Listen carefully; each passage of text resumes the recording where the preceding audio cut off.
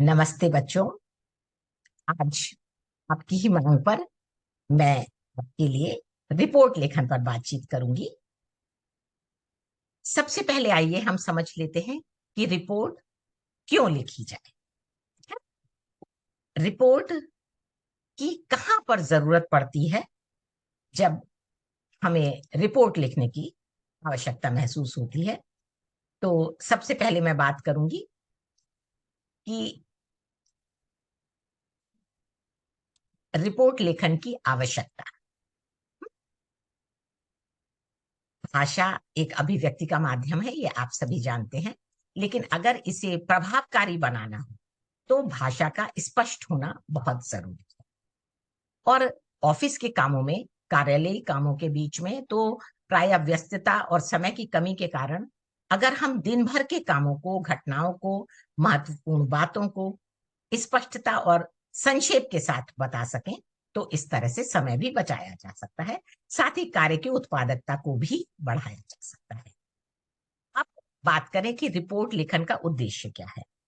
Actually देखिए बच्चों, सारे दिन की घटनाओं को अगर हमें संक्षेप में बताना हो या अपने उच्च अधिकारी को लिख कर देना हो तो उसके लिए सबसे अच्छा माध्यम है रिपोर्ट लिखना।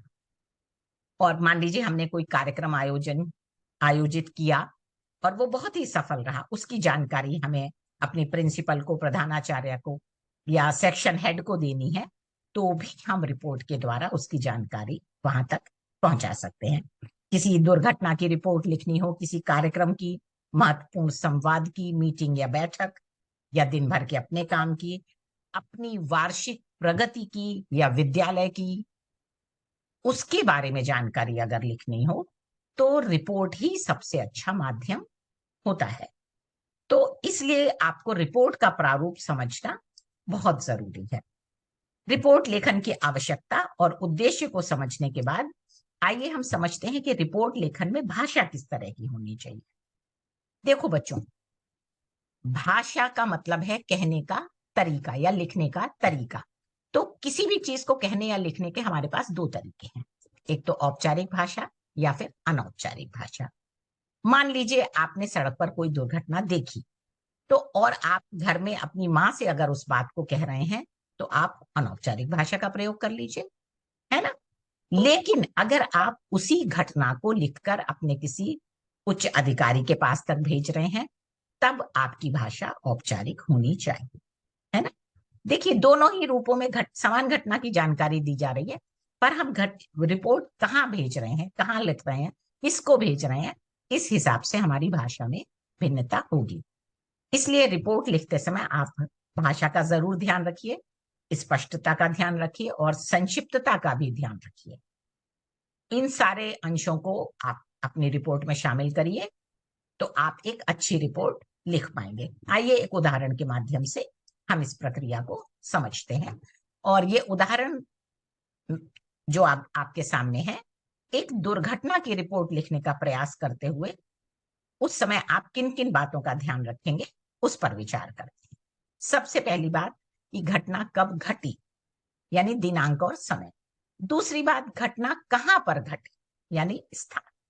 कैसे घटी, यानी कारण। किन किन वाहनों के बीच घटी, जो दो वाहन थे जिनके बीच दुर्घटना हुई उसका विवरण दीजिए। जान माल का क्या नुकसान हुआ उसके बारे में बताइए।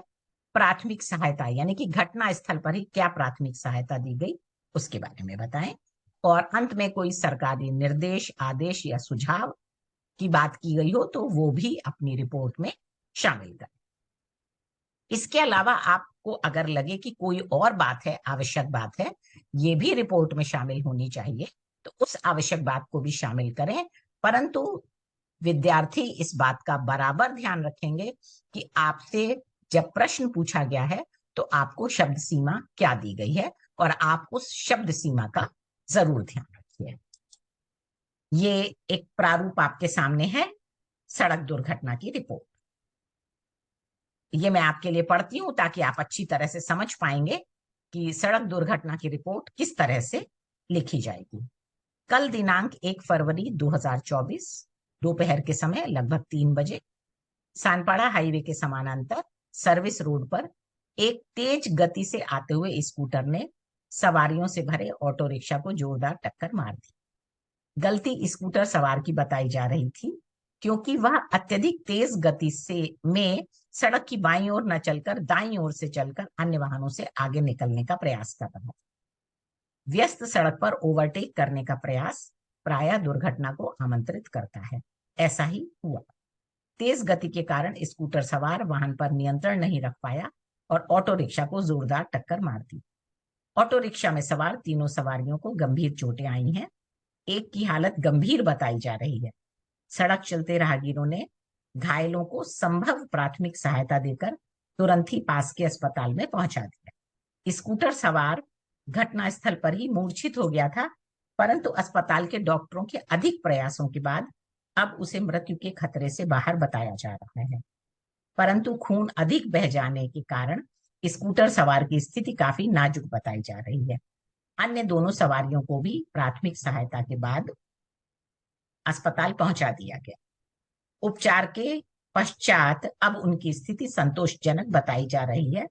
इस दुर्घटना में स्कूटर और ऑटो रिक्शा भी काफी क्षत विक्षत हो गए।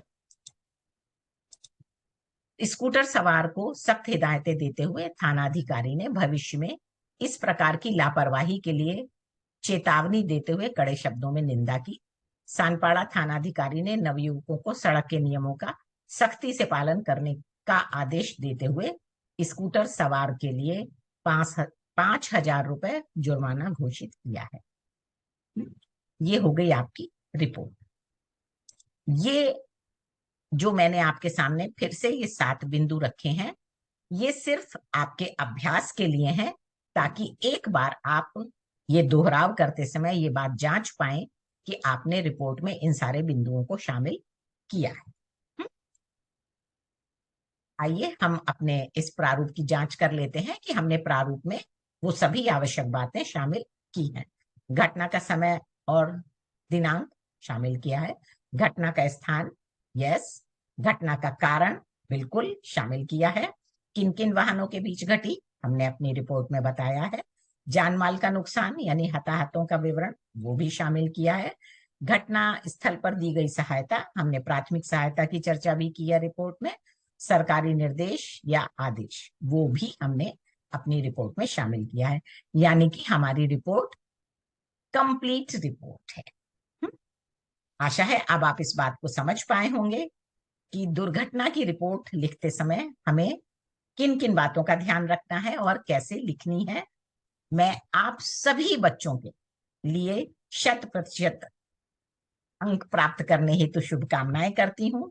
मेरे साथ आपकी यात्रा शुभ हो। आप अगर किसी और विधा को समझना चाहते हैं तो आप जरूर मुझे लिखिए, और अगर आप मेरे चैनल को पसंद कर रहे हैं तो लाइक, शेयर और सब्सक्राइब भी जरूर कीजिए। नमस्ते बच्चों, फिर जल्दी मिलूंगी। बाय।